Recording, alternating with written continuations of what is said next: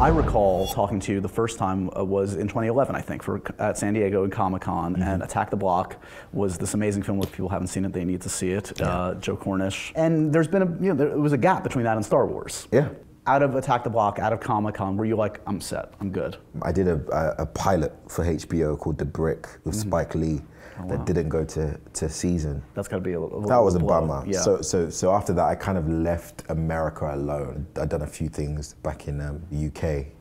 And then I came back out to the States many times. I was back and forth, just auditioning, meetings, trying to make something happen.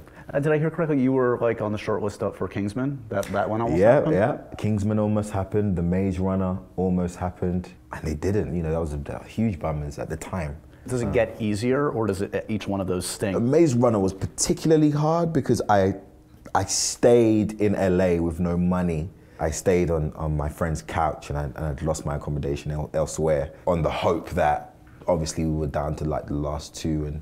Right. At the time the team was very keen that it would go through, and it didn't. So I was kind of like, I got to go back to London now. It sounds like you learned a hell of a lot probably on the set for Attack the Block. What do you remember, like kind of a rude awakening or certain things that kind of like blew your mind that you couldn't have experienced in drama school that is helpful to you to this day? For me was schedule and how to keep the intention of a character alive despite the time of the night. Right. Like go back to your trailer for 6 hours, and then we need you like night shoots. We were waiting. Yes. You'd be in your trailer for a good few hours, and obviously I was like 16, 17 at the time. So instead of being in our trailers, trying to get some shut eye or some rest, me and the rest of the boys were just looking through our phones, comparing girls. I mean, it would always be me and friends, just like, no, she's prettier than, no, she ain't prettier than yours. Like, yeah, she looks all right. And we just compare. It was fun, but there was an element of okay, this is professional, like this is real. And I was able to gain the best experience in that, and that really helped me with everything. We talked a little bit about sort of like the close calls in those intermittent years between Attack the Block. But like, were you confident? Did you have enough self-confidence and belief in yourself that you'd get to where you wanted to be? Were you ever worried it wasn't going to work out? Yeah, of course. I mean, I just tell myself, shut up. Got no other choice.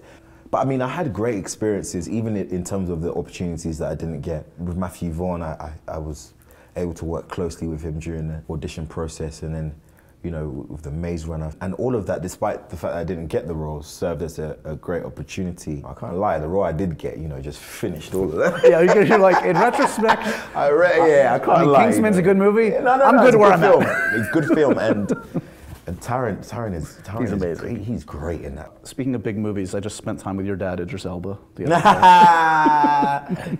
You're playing, your character is his son, yes, in Pacific Rim. Yeah. Uprising, do I have that right? Yeah, Uprising, yeah. So not only are you in this, you're producing. Yeah. That's your first film as a producer. Yeah, first one. I mean, I've done a few short films back in the day, but that's a big jump, though.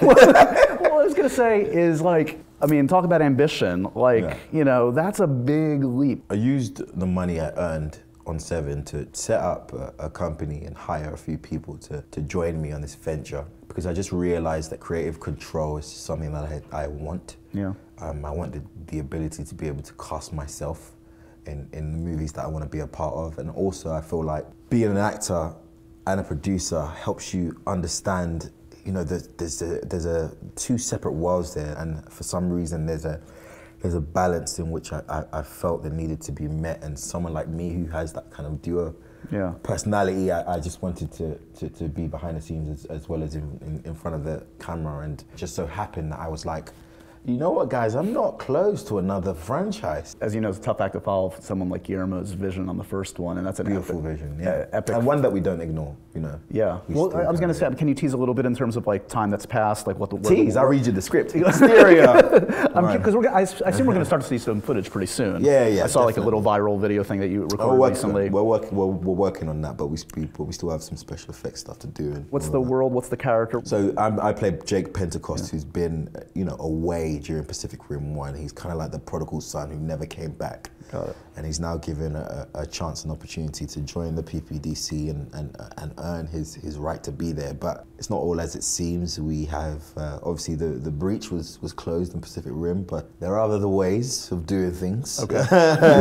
For these kaiju, they are very, very intelligent. What do? Upgrades. Upgrades. Oh yeah. Dramatic pause. Upgrades. Some of which came from here. So don't worry, nerds.